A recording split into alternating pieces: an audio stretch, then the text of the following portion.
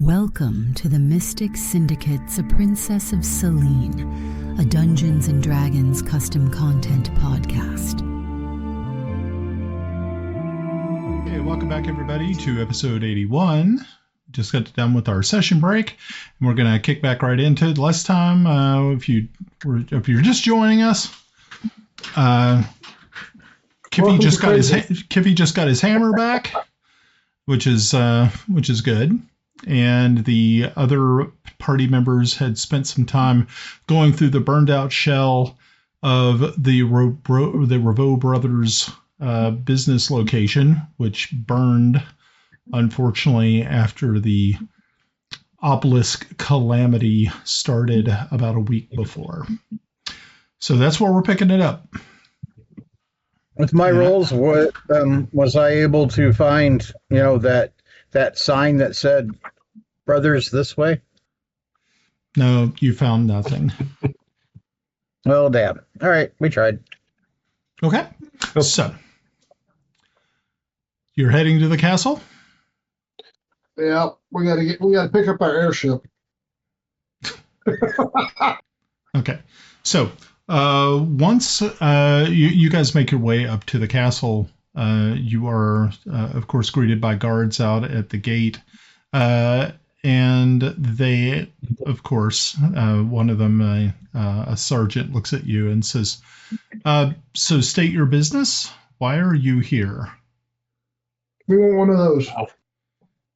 And you are? I am. Actually, you know what? I'll let the commandeer take over on this one. Go on, Ed. You know you want to. Why, we are on a mission, and I am Lord Ambassador Tomas Waverly. Step aside. There's like four of them there at the gate, and just kind of look at you and go, so, Lord Tomas, okay. I'm sorry, sir, but are you with an organization? I'm sorry. I mean, he brings out a list and he says, you're not really on the list, unfortunately. I am a member and founding member of the Guardians of Greyhawk. You will step aside. And I gave an intimidation check of 18. Okay. So, hey guys, what are the odds? We want to put some money on this. Maybe make it a little more interesting. This is entertainment. This is entertainment, huh? Okay, let's see. Okay, all right. So yeah, he kind of just sort of steps back a little bit, and he's conferring with the other soldiers that are here at the gate. And you hear one of them say something and says, I think he's with the, I think he's part of the organization that actually builds the airships. Maybe he needs to do an inspection. Maybe we should get the Chancellor. Probably the best idea.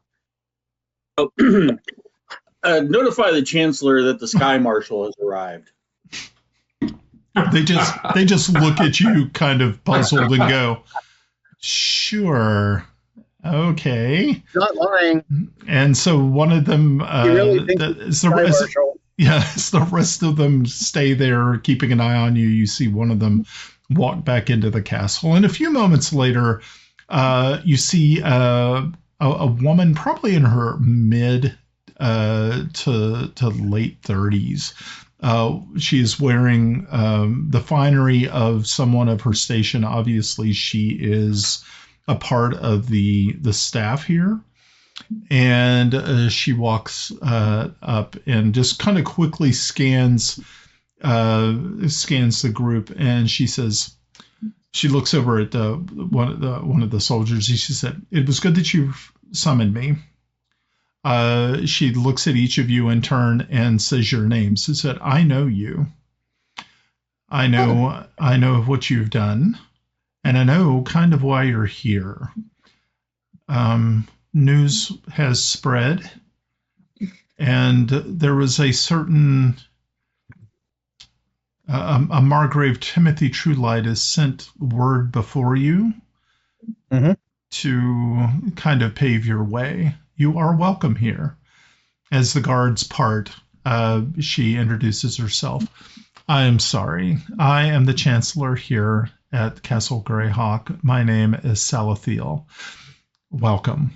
And she escorts you inside to the castle. As Kelex passed by as one of the guards, he's going to look at him and said, well done. You did your job well. They each render a salute as you all walk through. And it doesn't take long to cross the courtyard, and you are inside of the Castle Greyhawk. A few more moments. She takes you to a room, which is very similar to a lot of the little conference or meeting rooms you all have been in before. And she has servants pull chairs out for you. And she looks and says, so, the Margrave mentioned that you know how to fix this. Let's just say we have a plan. Well, this is good. I don't think anyone knows how to fix this. We've tilted the maelstrom before. Let's put it that way. Well, truly, you have. You've tilted back the other one. Yeah, said and they make tilted up. Your story is known to many, especially up in the upper class.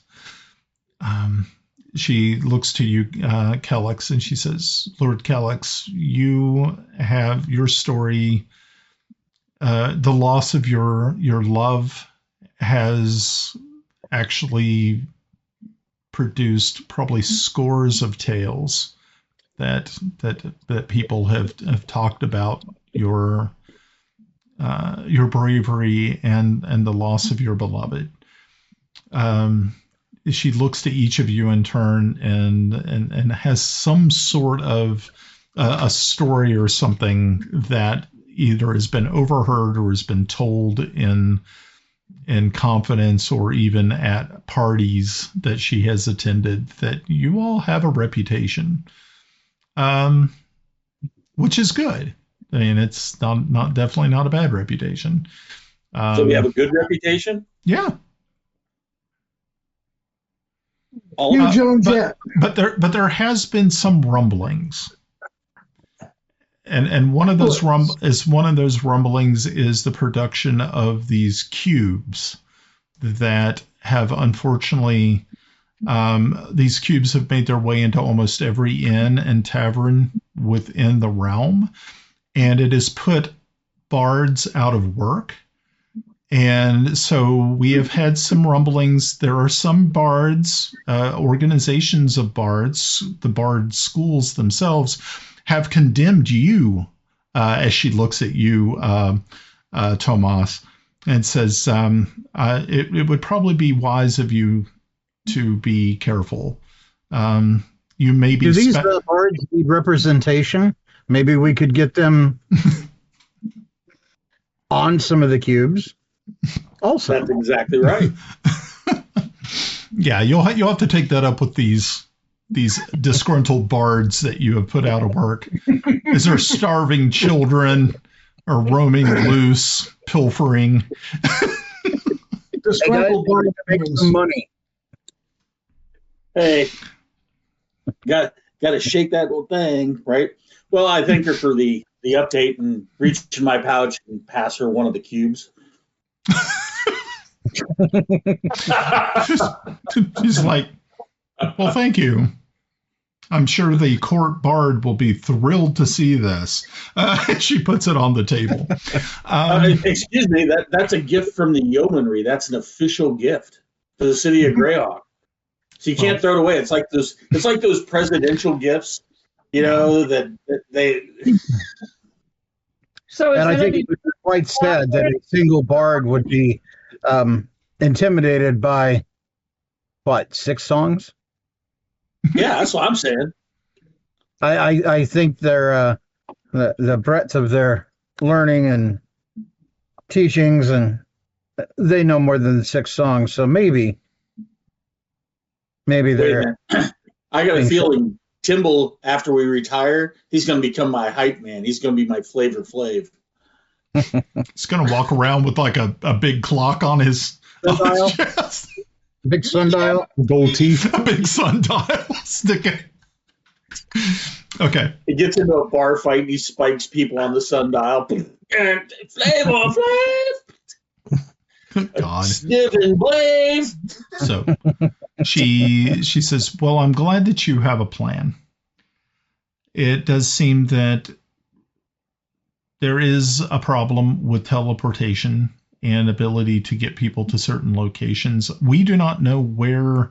It was just recently, just within like the past 6 hours, we had seen that the obelisks themselves are now transporting this arcane power to a location outside of our realm.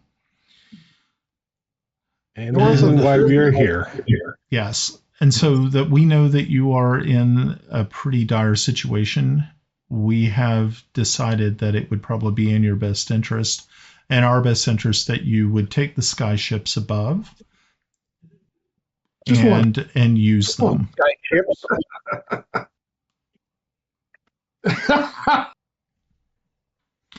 So, Hey, Edward, you're muted. So what is it? What is it? I was stunned. Wait a minute. There are multiple sky ships. How many are there?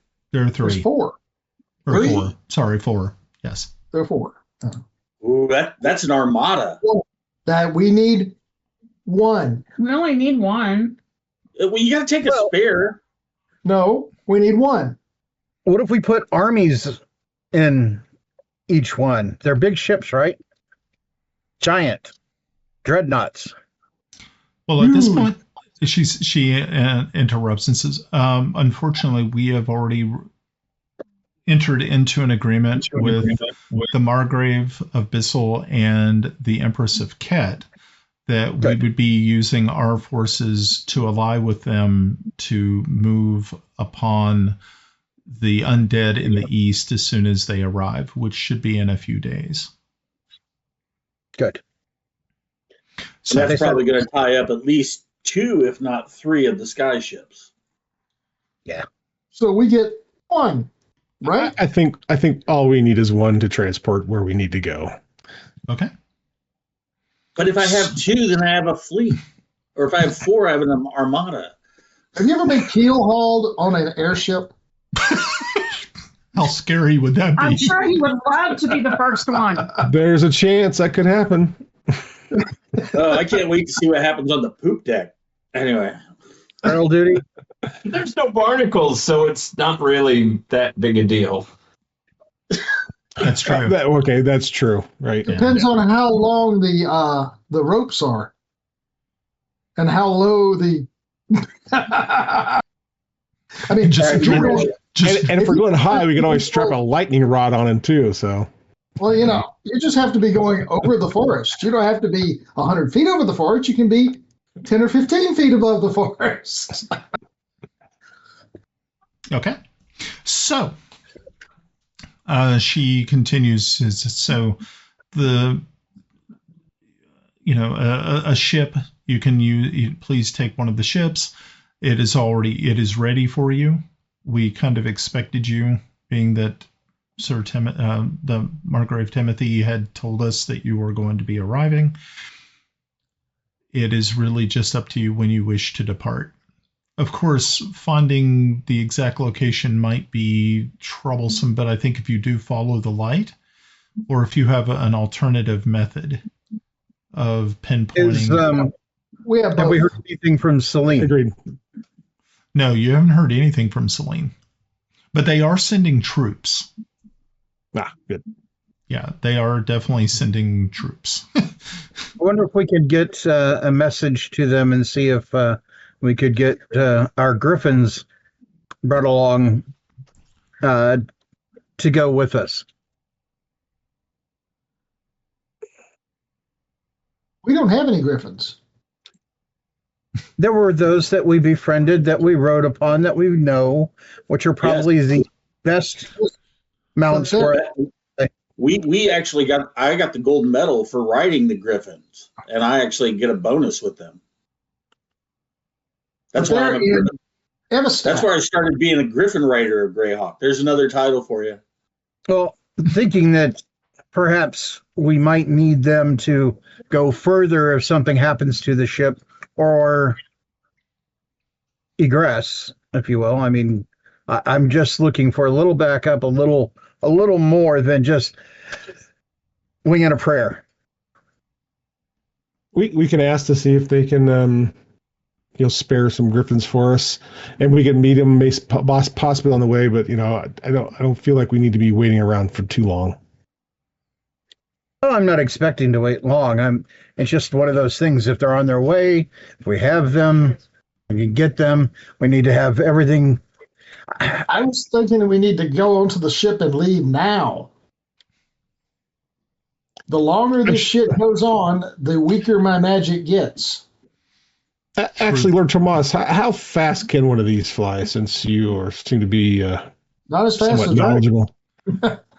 That's a great question. I mean, first of all, it'd be great if we had any wind spells that we could use to propel us even faster, like as a thrust.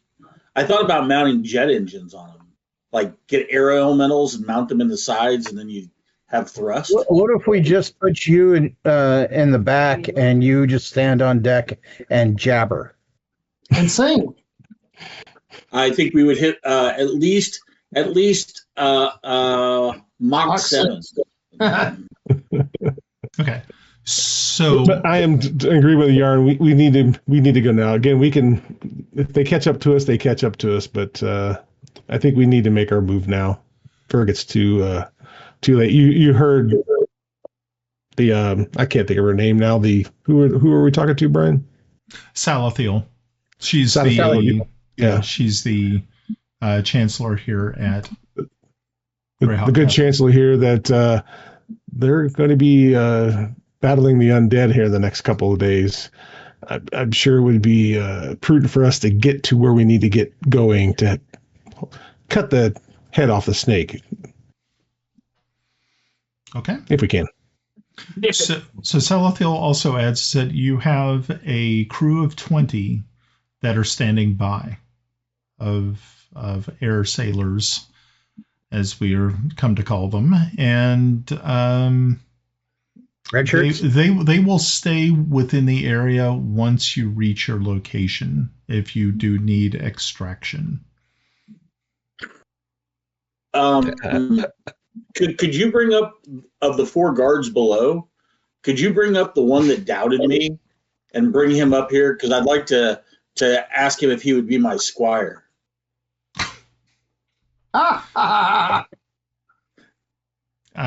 She just kind of says, I'm sorry. I don't really think that's within protocol. He has a job. Is that because my reputation with Shirley Templar went bad? Yeah, that was also a story that has been going around, that your last squire met a very untimely death in a falling accident from the back of a griffin.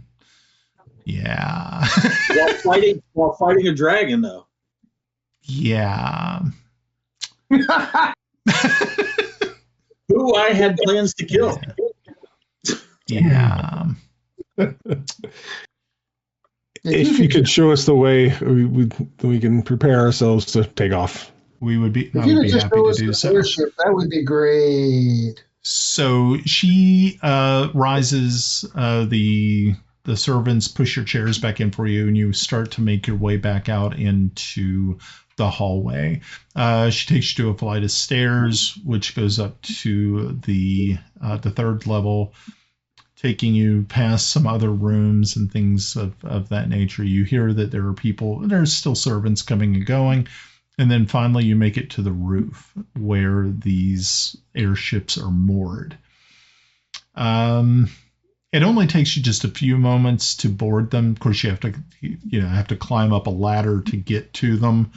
But it doesn't take any time at all to finally make your way until you're standing on the deck of one of the ships. And how was the Sky Marshal presented as he came aboard? Well, fortunately, he's not in chains. Fortunately, he's not in chains. With a boot to the ass? Being that these people really they don't really know you as well. They're really kind of just low level sort of folks. They're not like royalty or have any actual station. They are just simple sailors that have been tasked with flying and operating an airship. And so help me God, if one of you all ask me to name them, I will. I will. There's only 20. Hey, I got a question. What's the name of their ship? There should I knew you were going to ask that. I knew you were going to freaking ask that. Ship number 1. Well, these are not, Titanic. The Titanic. Yeah. This is this one's the Lusitania. This one's the Titanic. Yeah. You have access to AI. No. And this one's the Yamamoto. No, the name of the ship is the Princess of Celene. Oh, that's awesome. Okay. Yeah, that's much better than the Yamamoto or the Lusitania. See, now look at that. I actually said something nice because it's the Princess of Celene. Everybody's like, oh, fuck, Ed's being nice. Now we have to agree with him. No. I think we should name it Andrea Doria. Okay, so it's is there like a junior officer though? Yes, you can find a junior officer. Yeah. I assume command. Okay, so you assume command. You are now finally fulfilling your delusional dream. All right. And for the record, Brian, I just looked it up. The title Sky Marshal is higher than Ambassador and Lord, so I shall be addressing myself as Sky Marshal going forward. Okay.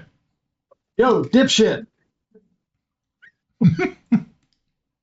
Yeah, say what we could say after Sky Marshal. Sky Marshal dipshit. There we go. Marshal.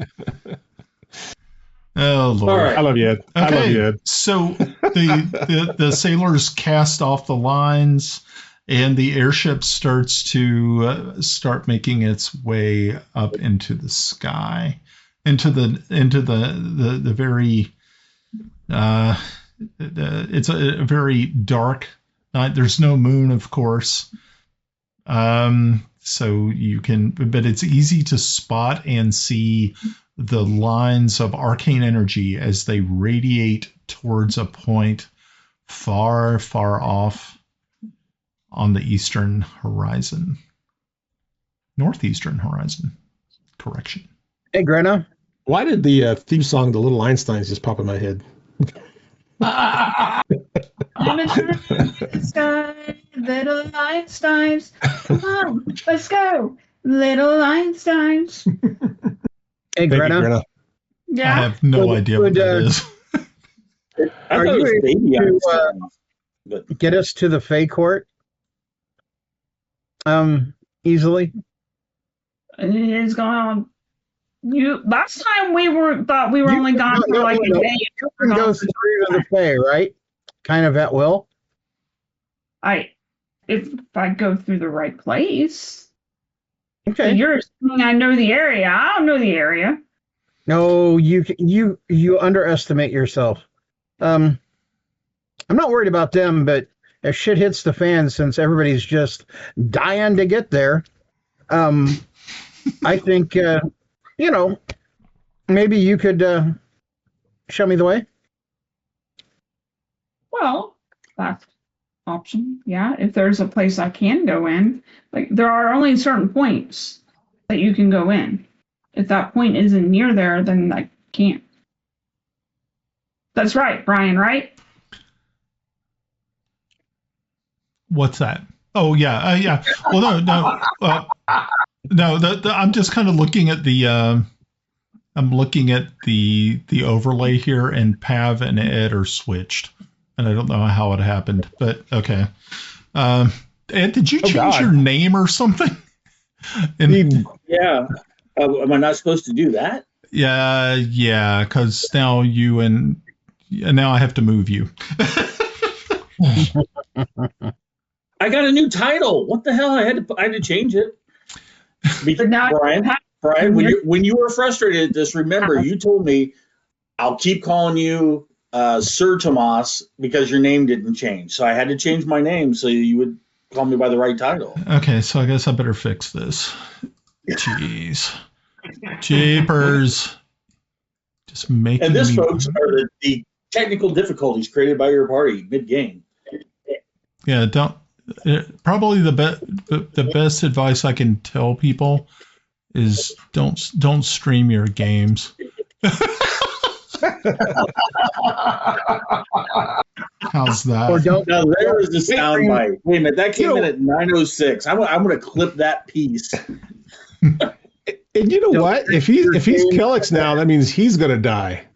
That's right. Oh shit! It could happen. Yeah, and so now when we do the introductions and stuff, you actually slip down a notch. Pav moves up.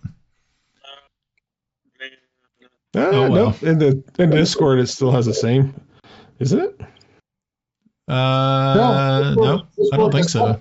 I don't know. It's weird. Alrighty, so let's get back to it. So that's right. Yeah.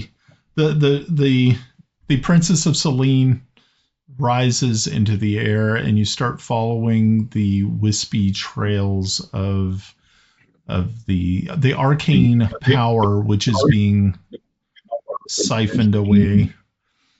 And like I said, it's nighttime. I'm going to go over. Kelex is going to go over to Yarn and kind of stand next to him. Just I don't know if he's looking over the side or not. And I'm looking. How you feeling, Yarn? Fine. Is that on our side? Yes, that's on our side. That was weird. You sounded like Darth Vader. Never know what could happen. It's too many people pulling things from the router. Okay. So Yarn, give me a Constitution check, not a save. 8. Just a general check. Sure. Whoop. Yeah. Oh, okay. You aren't feeling well. You and at first you were kind of thinking that maybe it's because of the airship itself, but you also know that you've been on much rougher seas and much rougher situations. So you're kind of thinking that it's either it's probably a combination of the altitude, but also what is happening below with the arcane. But you're not in such a situation where you are feeling like you're going to pass out again. Very good. So I have a question, Brian. Legitimate question based on this. And our favorite rocket. In theory, could it be because he's passing over so many way lines and everything like that he's like, I'm done being sick here, being here kind of thing? Yeah, well, what's happening is there's like conversion, all of this power is converging to a point somewhere on the horizon. Of course, you can't see the exact location yet because you're pretty far away. You just left Greyhawk, and if you're looking at the map, you are, as a matter of fact, I can kind of give you an idea of the distance. Yeah. Because if you're going directly to that location, that's fine. Or if you wanted to go to Turnsmay first, you can. But most likely, it would probably just be fine if you just followed the light. And let me look and tell you exactly how far. And I also kind of got to find out how fast an airship would go. It's going to be definitely. I don't know if it's going to be as fast as a dragon. It didn't seem feet. like, huh? 60 feet per turn? That sounds about right. Yeah. Yeah. Dragon goes I got a like, question in the chat GTP, so we'll give that okay. Oh, that's cool. Yeah, that's neat. So right now I'm just trying to get you guys mileage the thing. speed, okay. This is where it's kind of good, right? In 5e Eberron, there is an airship stat block, and its speed is 8 to 10 miles per hour. Oh, okay. Well, that's not too bad. Yeah, that's good. Okay. And so an easy rule of thumb is 8 to 12 miles per hour, up to 75 to 100 miles per 8-hour travel. Okay. Pushing it with favorable winds can hit 15 to 20. See, this is why you have a sky marshal here. Thanks, ChatGPT. Okay. So while looking at the map, the fine map provided by Anna B. Meyer at greyhawkonline.com. If you're looking for a good Greyhawk map, you're looking at just a little over 1,000 miles. so 15 miles an hour, or 15 miles per hour, 10 miles an hour. It's 100 hours. That's several days.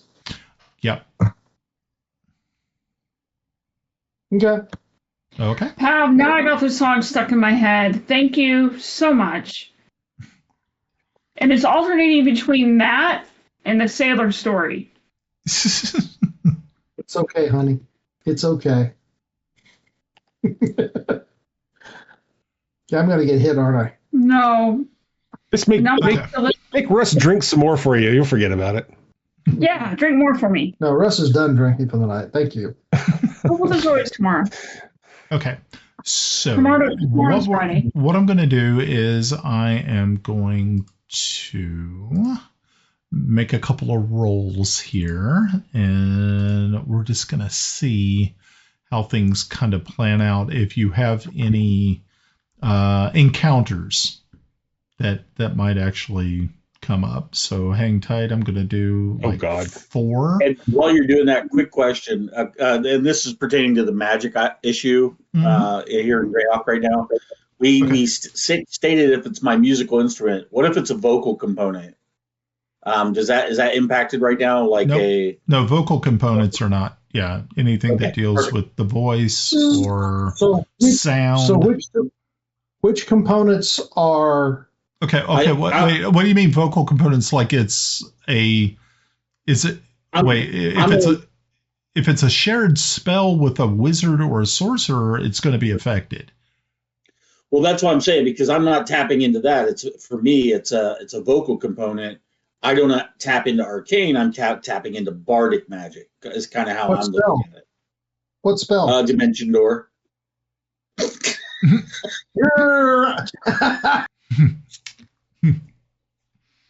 He'll turn inside out and explode. That'll solve the problem.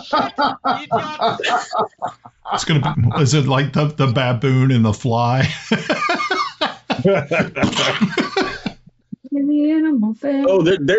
Brian. I am hoping we've got 45 minutes. I am hoping there's an encounter while we are airborne. Are you sure you want that?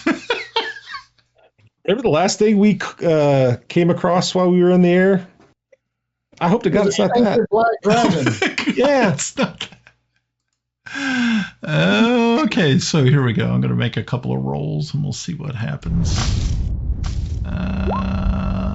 Okay, that's not too bad. The real question seems to me that with the obvious direction that this is all like being drawn to. Wow, you guys are doing really good on rolls. Would it be good creatures that would be heading that way, or would it be evil creatures heading that way? Or would it be egotistical, pissed off creatures looking to take it out on anything heading that way? Well, you're not really too sure. Ed's heading that way, so egotistical goes. Other than the Draco-ish, because it's undead heading that way. True. I mean, just never know. It could also just be like a ton of like bats, which actually turn into vampires once they land on your ship. Cool! That'd be kind of fun. That's the kind of shit I'm expecting. So. I actually have a spell for that. And Do you? You hope it works. Well, no. Now remember, there's only three results. It doesn't work. It works normally. Or holy shit. Yeah. Okay, so actually I did 4 rolls. They actually were really, really good. None were under what I'd set the threshold for, because you're traveling at night, and you're also traveling in a gloomy sort of situation. So, and you're also kind of silent. It's not like you don't have jet engines on these things. It's the propulsion yet. So yeah. So after several days, let's see, how many days do you think it would take? Like 4 or 5? What's the mileage? It take 100 hours. Okay, take 100 hours. So 4 days, 4.5 days. So we're looking at 5 days. 4.5. 4.5 days. Yeah. Okay, fine. Yeah, but Russ, you got to. Can we be notified? This is like shock and awe, us being able to travel this distance with a ship, right, in a straight line distance in 4 days. That's great. That is pretty good. If we are able, can we be notified of when we actually pass over the front line of the undead army? Yeah. I mean, you can actually see below you that there are just vast stretches of land. You can see cities are burning. You can see that there's definitely movement on the ground of large siege weaponry and things of that nature. You can see a lot of stuff. But of course, the crew is a little reticent to get too low, because ballistas can easily be used to take out an airship. Have means of seeing mechanical means, the little. Yeah. Because I want to empty a bag. What is our current altitude? That's the question. Ryan, what's our current altitude? Okay, so current altitude is probably, well, I don't want you to go too high, because then you're going to have like supplemental oxygen. So it's definitely well below, like maybe 2,000 feet? Yeah, okay.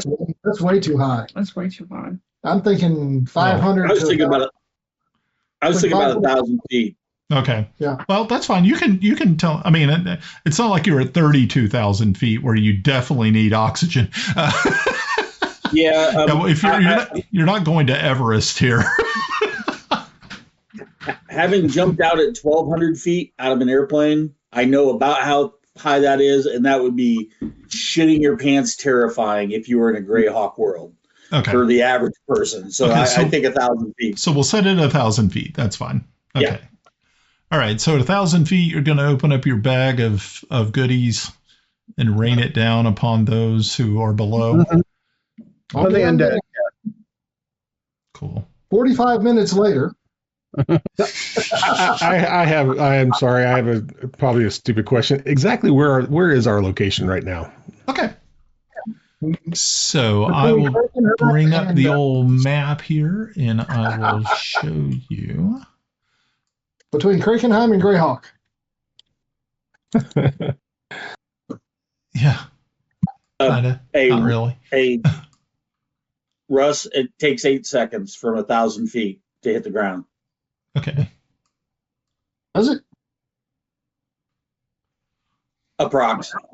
I was just thinking about the amount of crap in there. Well, if it's 8.69 Well, meters gravity is a constant. per second, and we're 1,000 feet. I learned this in 1,000. Sky Marshal School. Oh, Game on. that explains so much. Okay. So are we So- over the Rip Canyon or something? Right now, you are over the city of Redspan. Redspan is in the southern part of the Duchy of Ten, and you can see that it's on fire. Oh, okay. Oh shit! Hold on. Yeah. Okay.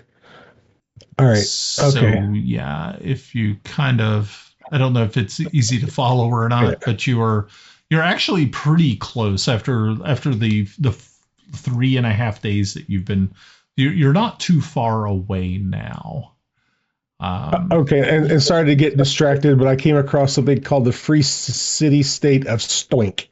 Stoink. Stoink. If there's ever Wow. a place for us to crash, it's in the free city of Stoink. Stoink. Okay. Okay. I see where we're at now. Register. Okay. All right. Good deal. Okay. Yay. So, yeah, what the difficulty I had set on that was that there was a 30% chance of you running into something particularly nasty. And one of the rolls was, let's say, a 49, a 95, an 80, and a 64. So I was like, shit, lucky you guys. Because I was definitely trying to like do something, and I was like, well, okay, well, it didn't, but that's fine. So, so you empty the bag scatters its contents, and you can see it raining down onto whoever seems to be below it. Like I said, 1,000 feet is kind of it's going to go a ways. Yeah, it's gonna be something. Of course, you will probably never know what actually happens, but now you have a bag of holding that is completely devoid of fecal material and urine. It's a nice, clean bag. Yay. You've been holding on to that bag for a long time. Timble, there's your escape route. If we fall, you jump in the bag and let the bag float down. No. I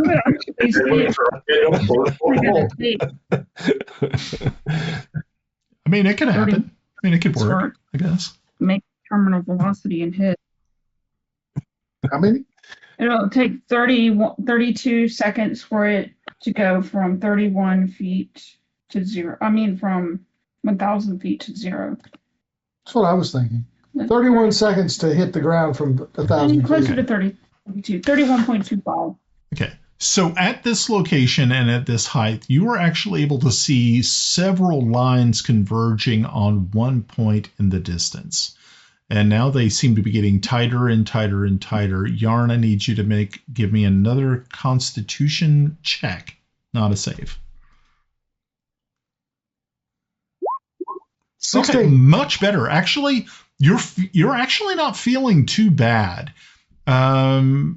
Where before it seemed like there was a lack of arcane energy, now the place seems to be intensified with arcane energy. Cool. I just need to be able to access it. Right. So, yeah.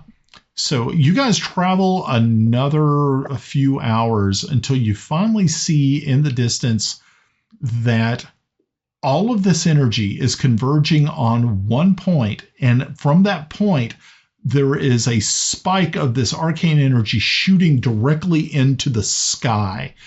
And where it is actually converging is where the moon is that is blocking the sunlight. So we need to take out a moon. And this is a gigantic basalt obelisk, like 4 times bigger than the ones you've seen before. And the silver veins that run through it just pulse with all of this energy that is being drawn. If anybody wants to give me an arcane knowledge check, I might be able to shed some light onto you. There, I'll try it. 23. Fuck. It's all right. I'm going Grenna did worse. Okay.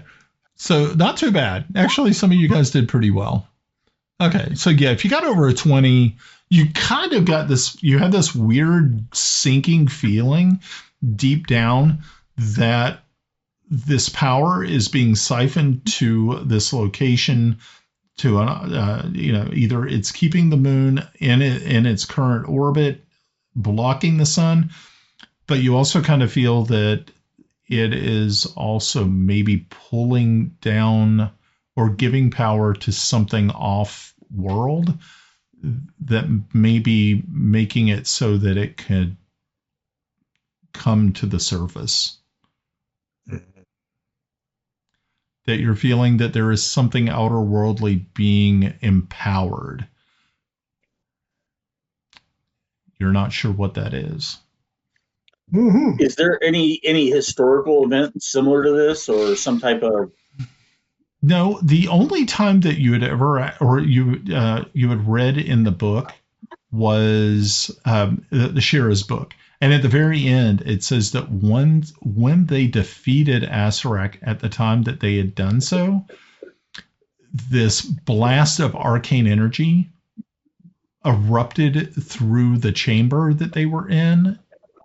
And it went, they don't know where it went to, but once they had destroyed the phylactery, there was an explosion that actually destroyed a portion of the mountain, the top of the mountain that the tomb was under.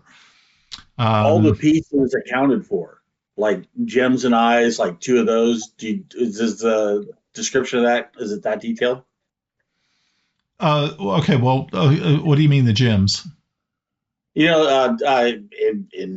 lore, liches have gems and eyes in their phylacteries. Oh, yeah. Or like a, Yeah. So when they were destroyed, were both the gems accounted for, or could this be like a fallout of a blow, like shrapnel being sent all over the world? Such a huge explosion. Right. Well, also kind of what you're thinking is that if you remember back in the lore, they had taken his scepter and had broken up and everything, and they'd taken the 2 gems, the eyes, the tears of Vecna. Mm-hmm. I hope you guys brought those, but okay.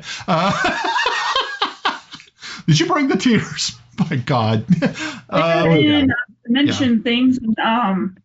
One is the wizard guy, and one is with Kiffi.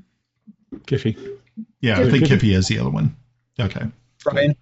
Yep. Brian. Yeah, he has one. When we see that spike going up into the sky, Yes.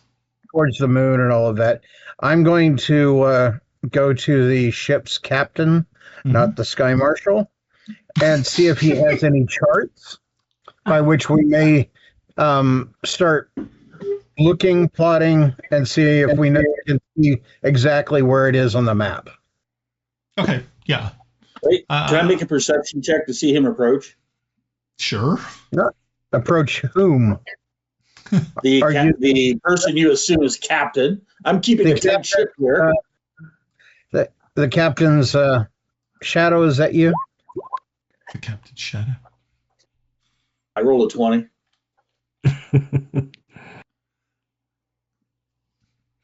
So I rolled a 20. If that allows me to see him approach him, I give a nod and say, he's a cadet. It's okay. He's a cadet. Okay. Yeah. So yeah, if you're looking on the map and you can see the village of Turnsmay, if you see Turnsmay, it is you'll see that there's like a red path or like a red border around the mountain. Yeah. And it's literally on that border area. So the border area that's coming that intersects the other. Yep. If you come like due east. Mm-hmm. Yeah. And it's right there in the mountain. Okay. Okay. Cool.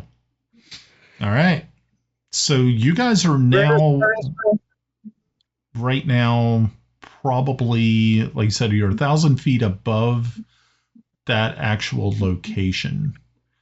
You're not above the spike, the spike, but it's only about 200 yards away. And Yarn, you can just feel this just unbelievable amount of arcane energy, and you actually you feel okay, but people around you start to notice that you're glowing like a strange yellowish bluish light.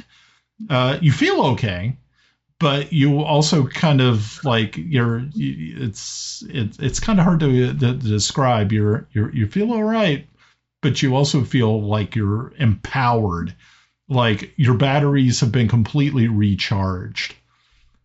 Nice. Alrighty. All that time you cast light on Kelex's helmet. That'll serve you right. Yeah. As Kelex's head bursts into flames. Yeah. And Kelex dies again. Again. God, that was sick. So I have a question to y'all. Do we want to land to see if we can get a kind of a lay of the land before we approach the source? Why would we do that? Every other time we've tried to do reconnaissance, it's always bit us in the ass. In the ass. Yeah, the odds should be favoring us at this point, right? I don't know. I'm just maybe just a suggestion. Well, maybe as long as you're not rolling the dice.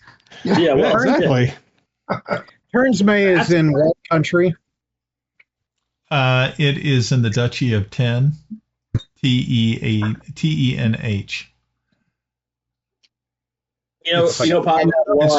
It's just northeast of the Rift Canyon. While I can acknowledge reconnoitering the land would be valuable, I don't think it'll be that valuable. I think we're just going to go to this spot and see. Let's do it the way we normally do shit. Crash right through the front door. Hope you guys realize I've never landed one of these. Once again, crash through the front door. Just ramming speed. That's all you hear. The Squire marshals shout from the deck. Kiffi suggests approaching on foot because of Well, considering there's undead and shit. We can literally go right there and just drop down in and go. I think that's exactly what we need to do, and then have the airship go up and wait for us to come back out. Okay. Or explode, one or the other. So is that the plan? The current one. Okay. Nice. Dein Plan. I give the order to prepare the target course and prepare for descent. Okay. All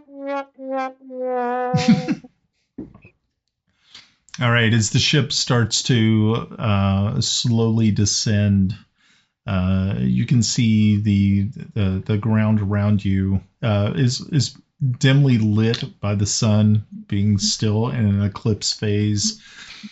And as you get to a part where the ladder is able to touch the ground, you turn to look at the side of the mountain and just see this hill, this mountain, and it looks as though there is a skull carved into the side of it.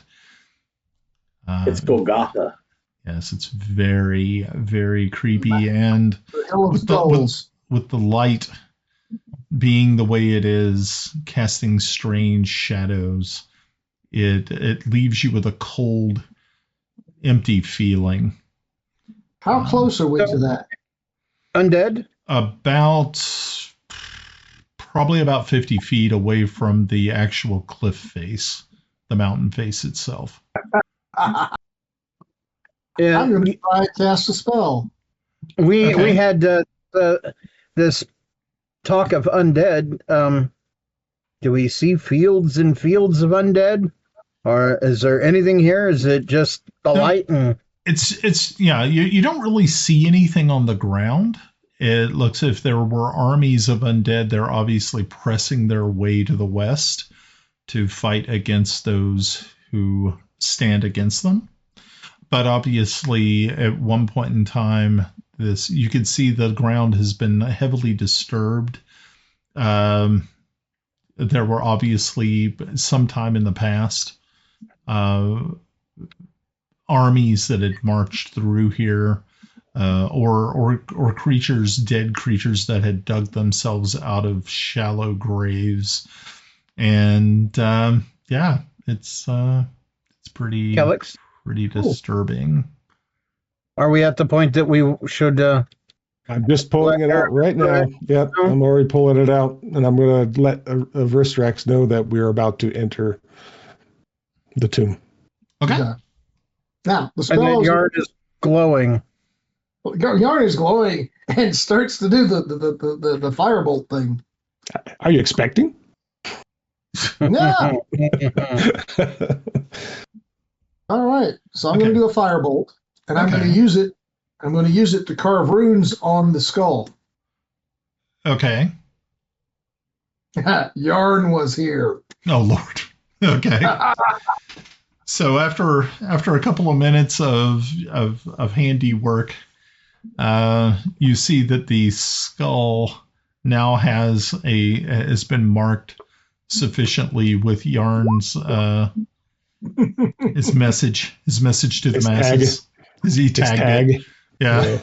He's literally a vandal. Yeah, he's vandalizing shit now. I love it. Well, think about it. If you come up and you see it and you can read runes, it says Yarn was here. If you can't, it looks cool. Okay, so Kelex, you reach out to Aravistrax, and she answers immediately, and she asks, "So, is Yarn seem to be okay?" Yarn is glowing. A little, yeah, he's more than okay. Yes, he seems to be glowing. Okay, that's a little bit surprising, but as long as he's not ill. No, he seems to recovered from his whatever sickness that was. This No is more good. Mentally ill? broken in the head than normal. This is good. So I will talk with the Margrave. I am actually here with them now. They're getting ready to depart from Greyhawk with their armies. So I will talk with him, let him know the situation, and we will try to get to you as fast as we can.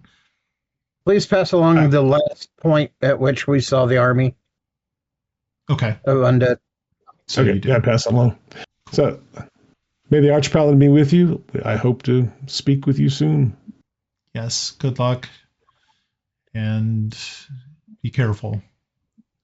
It sounds like it's quite a dangerous place. Definitely get the It feeling seems of like it. it's horrible. All right. So the ladder can touch the ground. What are you doing? Whee! Sliding down the ladder. Okay.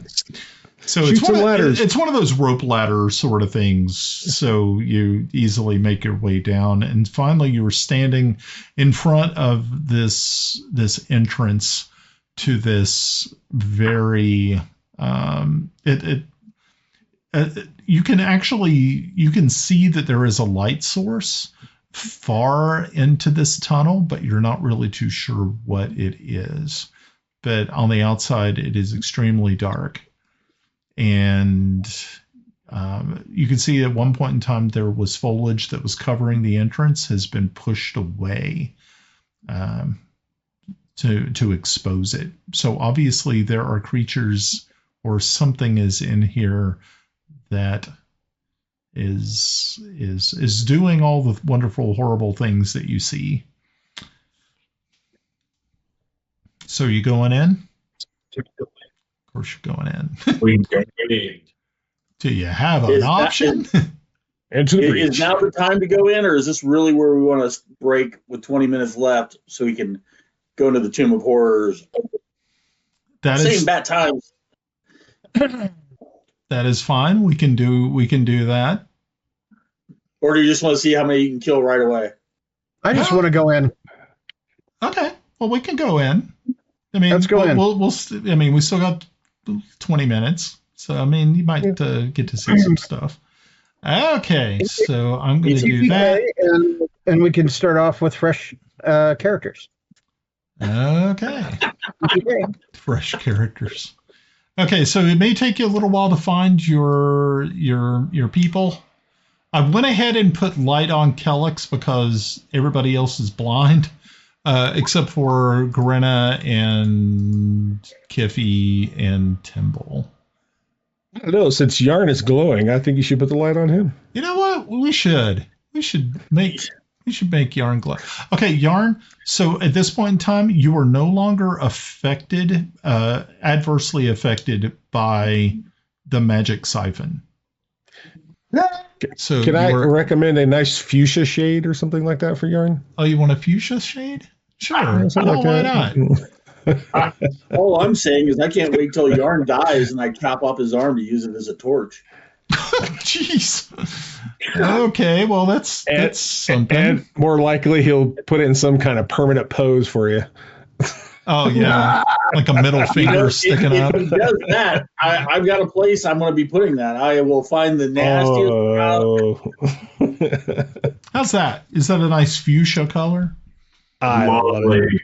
Is it close enough to fuchsia? I'm not even really. I'm a guy, and I don't really know that much about fuchsia. That was the first weird color name that came to my head. So okay, I don't know. But I think it's perfect, no matter what people call it. Okay, that's fine. And quick question, Brian, is that we can see that light at the end of the tunnel, way down in the distance? Yep, you should be able to. I hope you can. Okay, I just made sure it wasn't mislit. Okay. 10, 15, 20. So let me kind of describe this. This is a very long hallway. You can see that age and time, the time itself has not been very kind to this location. At one point in time, there were beautiful mosaics on the walls. A lot of the tiles have fallen off of it. It has been overchoked with weeds and water damage. If you remember reading in Shira's book that at one point in time when they first entered, this place was beautiful. It was radiant looking. The light would reflect off of these beautiful tiles, and that there were horrible traps in the floor. But as you continue to go on, you can see that a lot of things have changed. Either at one point in time, maybe other creatures may have came in here and tried to salvage things from this location to sell or use in somewhere else. It just looks dingy in comparison to what Shira had wrote about it. Comparing the notes to what Shira wrote, did she say that the passage at the end of the tunnel that we can distantly see and that looks to be lit up was on the, and I'm going to assume we're going north to south here? Yes. On that, was it on that wall? Yes. And were there any maps included in her document? Not. I mean, there were some vague sketches, right? But nothing that was what you would consider concrete. Yeah, no, I get that. That's what I was trying to check. Got it. Okay.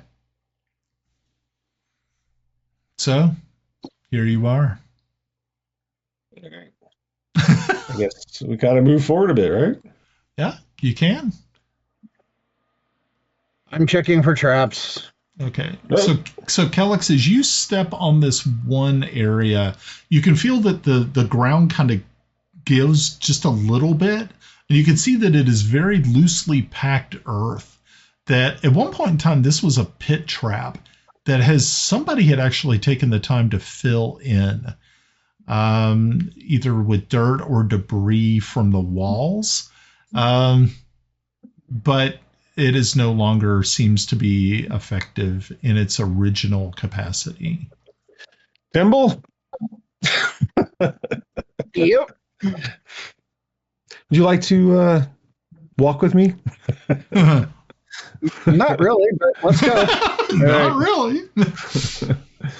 All right. So yes, you can check for traps as we're kind of meandering along. Mhm.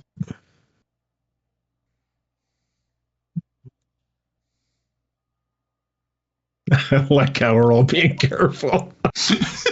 I think that's probably the most careful we've ever been. Yeah, usually you guys are like all over the freaking map, like going, "Oh, I'm over here. I'm like 200 yards away from my buddies." You all are like, "Fuck this place."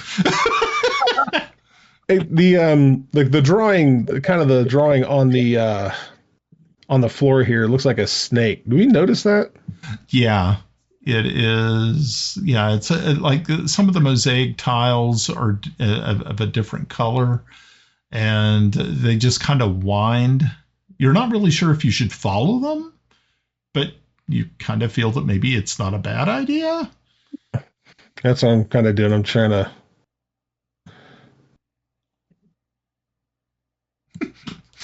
Oh, he's walking the bathroom. I love trying to talk shit on us right now. I see something ahead. Do I see a kind of a greenish light up ahead there? You do. Brian? Okay, so Kelex, once again, you step into a square, and again, it sinks down a little bit. Hey, Kelex. Yep. A trap up there. Where at? That green thing that's glowing in the distance, it's a trap. I can imagine. Burp. Like a sucking sphincter. Well, we saw pictures of sucking sphincters earlier. Remember? Was that a self-portrait? So what are we seeing? What are we looking at here, Brian? Okay, so what you're looking at is a portal that has been activated. Directly to your south is this hideous demon face with just a gaping mouth. Darkness is all you see inside of it. So this is a portal, and there's this. This is a little like entryway then. Well, it's not really an entryway. It's more like it is just a part of the wall. It's just like just this demonic looking face that has just a gaping hole of a mouth, and it's just dark inside. But you can see that there is like just pitch black.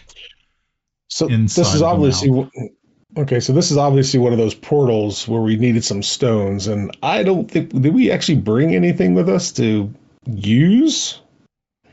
So what you find as you're studying this, you did remember to bring the sheet of paper that the parchment that Raven had made that would get you to another part of the another part of this tomb.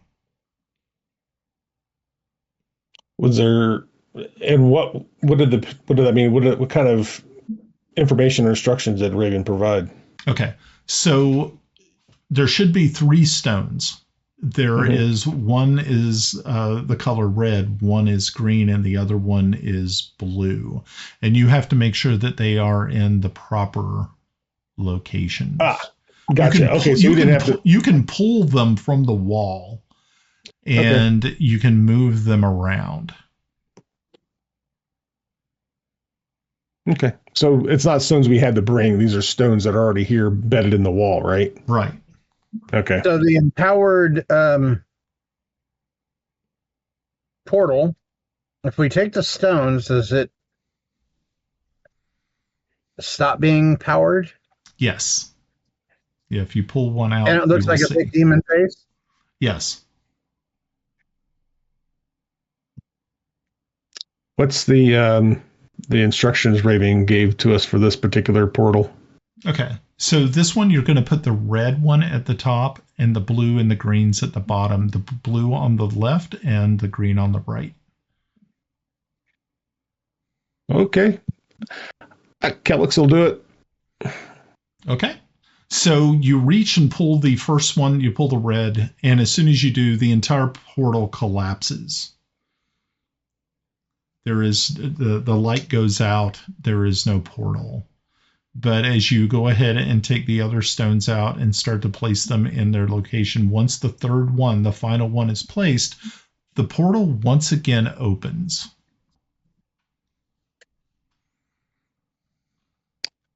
All right. I guess I'll go first. So this are we going through the... Out of character, I love the jagged line that's been inserted there that means that really there's a room behind there, but it's not really there. You were saying, Timble?